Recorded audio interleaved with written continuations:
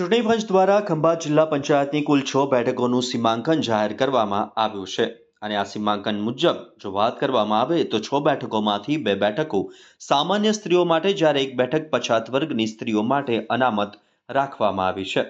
સામાન્ય સ્ત્રીઓ માટે અનામત રાખવામાં આવેલી 2 બેઠકોમાં નગરા અને સક્કરપુરનો સમાવેશ થાય છે.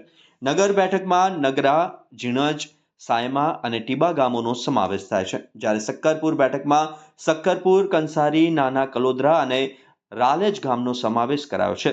ગોલાણા બેઠક પછાત વર્ગની સ્ત્રીઓ માટે અનામત જાહેર કરાઈ છે, જેમાં ગોલાણા, ભીમતલાવ, દહેડા, પાંદડ અને વડગામ ગામોનો સમાવેશ થાય છે.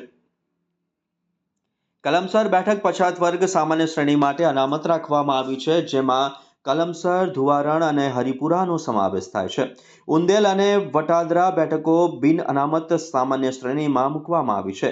ઉંદેલ બેઠકમાં ઉંદેલ, જલુંધ અને ખટનાલનો સમાવેશ થાય છે, જ્યારે વટાદરા બેઠકમાં વટાદરા, બામવણા, નાવ અને કણાજણ ગામોનો સમાવેશ કરાયો છે. દરેક મુખ્ય જિલ્લા પંચાયત બેઠક સાથે તેની આસપાસના અંદાજે 3 થી 5 ગામોને સાંકળીને એક મતદાર મંડળ બનાવવામાં આવ્યું છે.